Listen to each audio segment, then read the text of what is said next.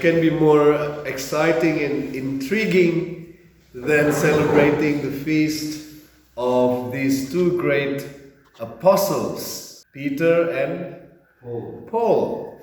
What do we know about Peter and Paul? If you have the choice, would you like to be Peter or Paul? You don't want to be either of them. Well, you'll be yourself. That's a good one. But I guess for us as missionaries, maybe we think more as being a Paul, being the greatest missionary of all time, perhaps. So Peter and Paul have a very interesting character. They both are very strong-minded people. They have quite a bit of differences, if you may say, living under the same roof of the church. If you remember, Paul and Peter had disagreement, and they probably fight in that way, in the way of fighting with your tongues and your arguments and this and that. And on that occasion, Paul seemed to win the argument, and for the sake of the church, and Paul was right. He said, well, you must make the faith, Christian faith, not difficult for the people outside the Jewish tradition, not having to ask them to be circumcised, all other requirements that are not needed. And because of Paul, we all know Christ. If Paul wasn't there, maybe Christianity remains with Peter and just in the Jewish circles. But despite these differences, they were able to reconcile it. And Paul and Peter had the humility to accept Paul's criticism. And I think one of them was Paul said, well, you eat just with the Jewish and you didn't eat with the other ones, and Peter had the humility. But if you remember, both of them started their journey, maybe not so much in a very humble way, right? They both, if one, Peter denied the head, Peter's denied Jesus. If you say Jesus is the head of the church, Peter denied the head. Paul persecuted the body. Remember Paul? They both were blinded. Paul was blind, and Jesus had to blind Paul on the way to Damascus because Paul was completely blind. Peter was blind too, in that way, blind by his own passion, right? He's a passionate lover of Jesus, but it was a love that doesn't exalt Jesus, but exalt himself. Says, well, I will die for you, I will do everything for you. But it was more about Peter than about Jesus.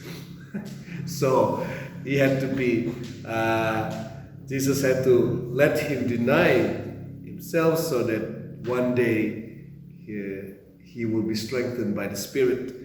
And so we can say that both Peter and Paul had the same similarity. They are not lukewarm, suam-suamku. They are really strong in their passion for Jesus, passion for the church, and they'll do everything. And that passion had to be purified. Like Paul, he was persecuting the church, the body of the church, but he was just as bad in that way, like Herod. Herod, you see the story, Herod killed.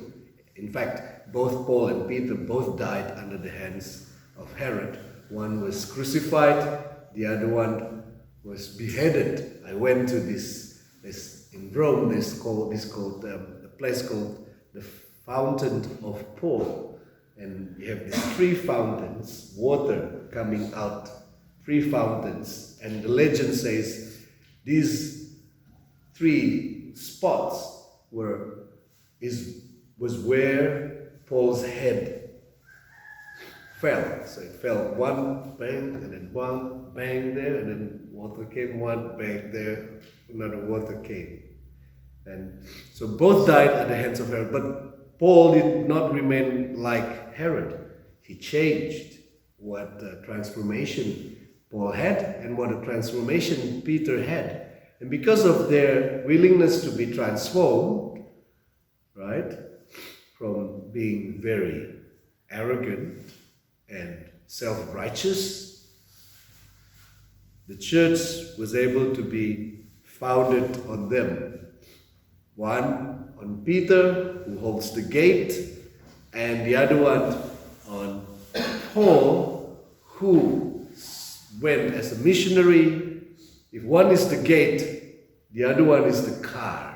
If you can say the car or the motorbike, went everywhere as far. He sails everywhere, right? One holds the gate, one holds the house, the other one went as far as he could to the ends of the earth. So for us, we are, as missionaries of God's love, I think we too are called to be both Peter and Paul. One hold the gate. How do we hold the gate? We hold the gate by the prayer, being at home, being a contemplative, and yet the missionary go out as far as we can to the ends of the earth.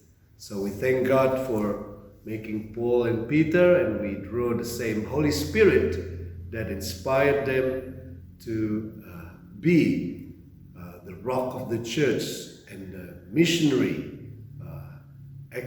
par excellent for the spreading of the church to the ends of the earth. And may we, as missionaries of God's love, be like Peter and Paul, completely inspired by the Holy Spirit, completely inspired by the same Spirit who give us the charisms, and both knows as well. This charism, Peter knows, went to the house of Cornelius. Holy Spirit came upon the whole house, even they are not Jewish.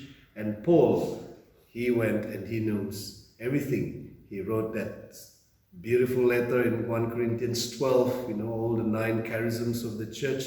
So they are not accustomed to the Holy Spirit and the wonders of the Holy Spirit as well. So they too are being formed like us, and we ask God to help us to be able to be transformed like Peter and Paul for the glory of His name.